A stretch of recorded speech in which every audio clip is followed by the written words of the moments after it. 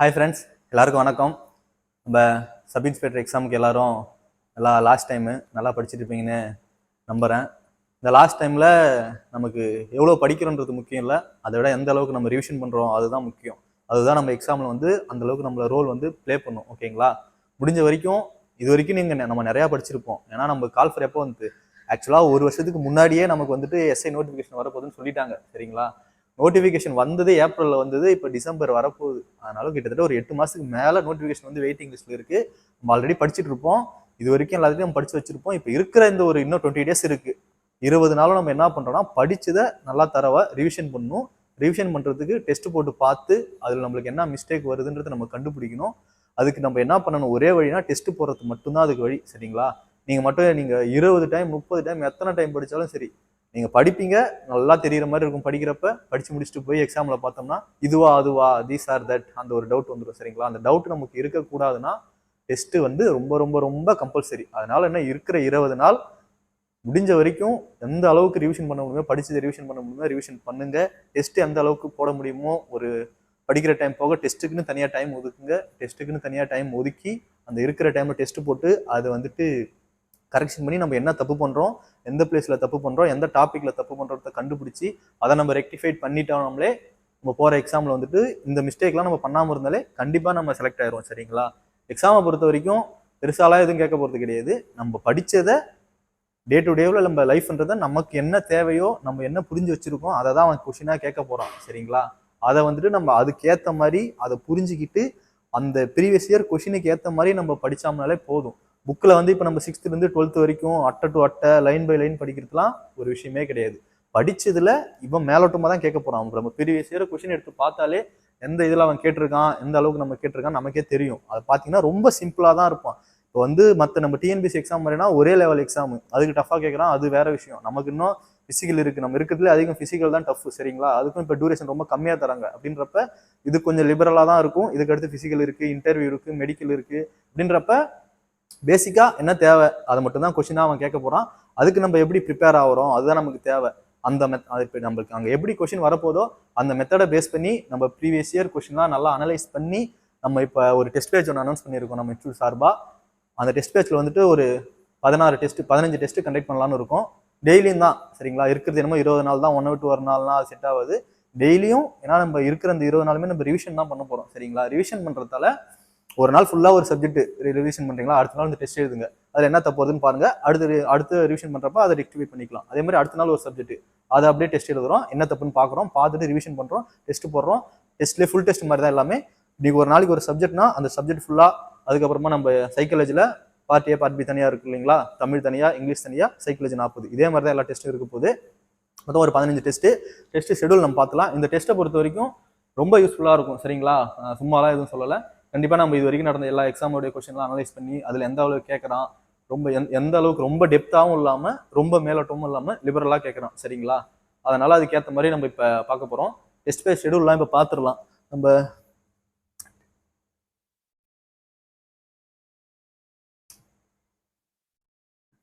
Vacant எல்லாம் நமக்கே தெரியும். நமக்கு மொத்தம் 1299 வேக்கண்ட். அதில் மென்னுக்கு 909, மேனுக்கு 390. பேர் வெப்பன் எஸ்ஐ. ஓகேங்களா? Test page name weapon SI. நம்ம டெஸ்ட் ஒரு 15 டெஸ்ட் கனெக்ட் பண்ணியிருக்கோம். டெஸ்டோடைய இதெல்லாம் பார்த்துடலாம் வாங்க.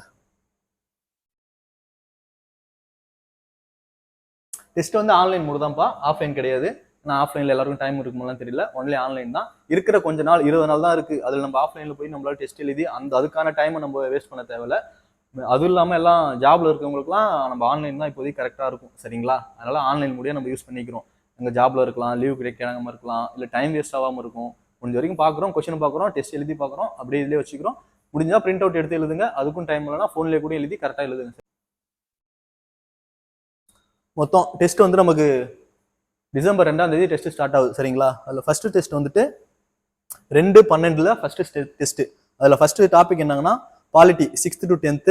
2ஆம் தேதி பாலிட்டி ஃபுல்லாக 6th-லேருந்து 10th வரைக்கும். சரிங்களா? ஃபுல்லாக படிச்சுட்டு அடுத்த நாள் எழுதிடலாம், அவ்வளோதான். First test over. 2வது டெஸ்ட் 3ஆம் தேதி. டெய்லியும் தான் ஒரு டெஸ்ட். சரிங்களா? டெய்லியும் ஒரு டெஸ்ட். 3 முடிஞ்சுங்களா?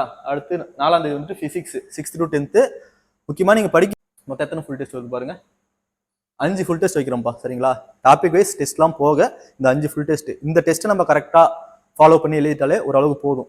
சில பேர் மொத்தமாக ஃபுல் டெஸ்ட்லாம் கேட்பீங்க, அதெல்லாம் இப்போதைக்கு தேவையில்லை.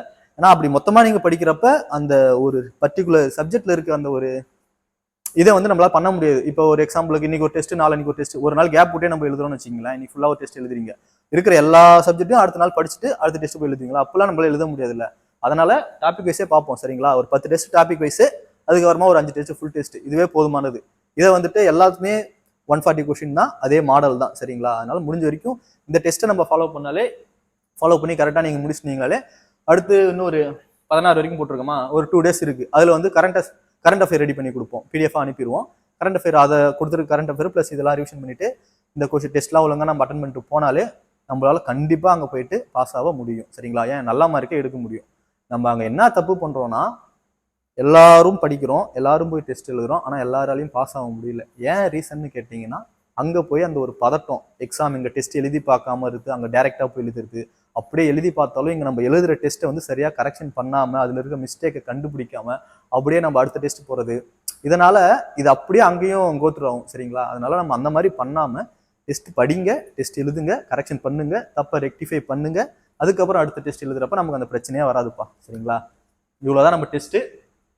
முடிஞ்ச வரைக்கும் அந்த டெஸ்ட் 15 எழுதி கரெக்டாக ஃபுல்ஃபில் பண்ணாலே நம்மளுக்கு எதுவும் பிரச்சனை வராது. கொஷின்லாம் நீங்கள் எதுவும் ஒரி பண்ண தேவையில்ல, எல்லா கொஷினுமே ஸ்டாண்டர்டாக இருக்கும் ஓகேங்களா. நம்ம ப்ரீவியஸ் இயர் கொஸ்டின் அனலைஸ் பண்ணி சிலபஸ் வைஸ் தான் எல்லா கொஸ்டினுமே எடுக்கிறோம், புக்கில் இருந்தால். அதுதான் ஓகேங்களா. டிபார்ட்மெண்ட் கேண்டிடேட் தான் இப்போ ரொம்ப நம்மளுக்கு உங்களுக்கு கொடுத்ததே இப்போ ஒரு 2 மாதம் தான் கொடுத்துருப்பாங்க. அதனால் வந்துட்டு கொஷின் வந்து நம்மளுக்கு அந்த அளவுக்கு டைட் பண்ண மாட்டாங்க. ஆல்ரெடி 2 வருஷமும் நம்ம கொஷின் வந்து ரொம்ப கஷ்டம்னு சொல்ல முடியாது, நல்ல கொஷின் தான். நம்ம போய் நம்மளுடைய கேர்லெஸ் மிஸ்டேக் நம்ம படித்தது சரியாக பண்ணாததால் நம்ம வெளியில் வந்திருப்போம் சரிங்களா. எல்லாருக்குமே அது தெரியும். இந்த டைமும் அந்த தப்பு பண்ணாமல் படிக்கிறோம், படித்ததை நல்லா எழுதி பார்க்குறோம், ரிவிஷன் பண்ணுறோம். அங்கே போய் தப்பு பண்ணாமல் எழுதினாலே கண்டிப்பாக நம்ம பாஸ் ஆயிடலாம். முடிஞ்ச வரைக்கும் தப்பு பண்ணாமல் இருங்க. எல்லாம் சொல்கிறது தான், ஒன்றும் இல்லை. ஃபஸ்ட்டு தோணுதா, நீங்கள் படித்தது உங்களை எப்பயுமே கைவிடாது, ஏமாத்தாது. போகிறப்போ உங்களுக்கு ஒரு கொஸ்டினை பார்க்குறப்ப அது என்னன்னு தோணுச்சுன்னா செலக்ட் பண்ணிடுங்க. ரெண்டாவதாக ரொம்பலாம் பெருசாலாம் யோசிக்க வேணாம். அது மாதிரி யோசிக்கிறது வந்துட்டு நார்மலாக யோசிங்க. ரொம்ப லெஜெண்டரியாக நான் யோசிக்கிறேன், நான் புக்கு ஃபுல்லாக படிச்சிருக்கேன், அதனால நான் லைன் பை லைனாக படிச்சிருக்கேன், கொஸ்டினுக்கு ஏற்ற மாதிரி நான் அப்படி யோசிப்பேன் இப்படி யோசிப்பேன் போனால் அவன் வேற மாதிரி யோசிச்சு தான் எடுப்பான். காமன் மேனுக்கு ஏற்ற மாதிரி தான் கொஸ்டின் அவன் எடுப்பான் சரிங்களா. அது மாதிரி நீங்கள் யோசிக்கும் போது ஒரு காமன் மேனா, ஒரு நார்மலாக இப்போ நான் ஒரு வேலைக்கு போகிறேன், சொசைட்டிக்கு சர்வ் பண்ண போகிறேன், அதுக்கு எனக்கு என்ன தேவை, அந்த ஒரு மென்டாலிட்டின்னு அவன் கொஸ்டின் எடுப்பான். நம்மளும் அந்த ஒரு மென்டாலிட்டியில் அந்த கொஸ்டினை நம்ம அப்ரோச் பண்ணும்போது தான் அதுக்கான கரெக்டான ஆன்சரை நம்மளால கொடுக்க முடியும். ஸோ ரொம்ப ஓவர் திங்கிங் பண்ணி ரொம்ப லாஜிக்கா, ரொம்ப அந்த இதில் தியரிட்டிக்கா அந்த மாதிரிலாம் எதுவுமே ட்ரை பண்ணாதீங்க. சிம்பிளாக படிங்க, சிம்பிளாக போய் எழுதுங்க, தப்பு இல்லாமல் எழுதுங்க. படிக்கிறதா தப்பு இல்லாமல் எழுதிட்டு மிஸ்டேக் இல்லாமல் வந்தாலே நம்ம கரெக்டாக ஆயிடலாம். அது மாதிரி டிபார்ட்மெண்ட் கேண்டிடேட்லாம் உங்களுக்காகவும் தான் இந்த டெஸ்ட். ஏன்னா ஓப்பன் கேண்டிடேட் படிக்கிறவங்க ஆல்ரெடி ஒரு 8 மாசமா படிச்சுட்டு இருப்பாங்க. அப்படி இல்லைனாலும் இப்போ கால்ஃபர் வந்ததுலேருந்து ஒரு 100 நாள் இருந்து அதுலேயும் அவங்க படிச்சிருப்பாங்க. உங்களுக்கு வந்துட்டு என்னன்னு தெரியாமல் இப்போ ஒரு 2 மாசம் தான் இருந்திருக்கு. 2 மாசத்துல நீங்கள் முடிஞ்ச வரைக்கும் படிச்சிருப்பீங்க. அந்த படிச்சதை இந்த டெஸ்ட்டை வச்சு யூட்டிலைஸ் பண்ணி டெஸ்ட் போட்டு பார்த்து நம்ம எந்த அளவுக்கு இருக்கும் அப்படின்னு சொல்லிட்டு அங்கே போய் எழுதிங்கன்னா கண்டிப்பாக உங்களால கிளியர் பண்ண முடியும். படித்ததை தப்பு இல்லாமல் தெளிவாக படித்து தப்பு இல்லாமல் அங்கே போய் ப்ரெசென்ட் பண்ணி பதட்டம் இல்லாமல் வந்துட்டா கண்டிப்பாக நமக்கு வேலை. முடிஞ்ச வரைக்கும் எவ்வளோ தூரம் ரிட்டனில் ஸ்கோர் பண்ண முடியுமோ அவ்வளோ தூரம் ஸ்கோர் பண்ணுங்கள். மெட்டீரியல் வேணா கான்டாக்ட் பண்ணிங்க, நல்லாயிருக்கும். படிச்சுட்டு டெஸ்ட் நம்ம எழுதி பார்ப்போம். எழுதி பார்த்துட்டு நம்ம ஷெடியூல்லாம் இங்கே இருக்கு இல்லைங்களா, ஷெடியூல் எல்லாமே டிஸ்கிரிப்ஷனில் வந்துட்டு அட்டாச் பண்ணியிருப்போம். டிஸ்கிரிப்ஷன் பார்த்துட்டு எல்லாம் டவுன்லோட் பண்ணி வச்சுங்க ஷெடியூல். அந்த ஷெடியூல் பிரகாரம் கரெக்டாக டெஸ்ட் நடந்துடும். டே பை டே கண்டிப்பாக டெஸ்ட் நடக்கும். உங்களுக்கு கொஸ்டின் வந்துடும், ஈவினிங் ஆன்சருக்கு வந்துடும், கரெக்டாக இருக்கும் ஓகேங்களா. இப்போ டிபார்ட்மெண்ட்டையும் ஓப்பனுக்குள்ளே கொண்டு வராங்க அப்படின்றப்ப அந்த அளவுக்கு இல்லை அதோட கூட கொஞ்சம் கம்மியாக ஈஸியாக இருக்கலாம் என்னோட ப்ரெடிக்ஷன். அவ்வளோதான், டஃபாலாம் இருக்காது. அதனால ரொம்ப டெப்த்தாக உள்ளே போய் இன்டெப்த்தாக படிச்சுக்கிட்டு டைம் வேஸ்ட் பண்ணிட்டு இருக்காங்க. மேலோட்டமாக படிங்க, முக்கியமானதை மேலோட்டமாக படிச்சுக்கிங்க, அதுவே போதுமானது சரிங்களா. ஃபிசிக்கலும் உங்கள் எல்லாருக்குமே ஃபிசிக்கல் டிபார்ட்மெண்ட்டுக்கும் இருக்குது, எல்லாருமே இருக்குது. அதனால் அதுக்கேற்ற மாதிரி லிபரலாக தான் இருக்கும். அதுக்கேற்ற மாதிரி படிங்க, பயப்படாமல் படிங்க, கண்டிப்பாக போயிடலாம் ஓகேங்களா. ஓகேப்பா.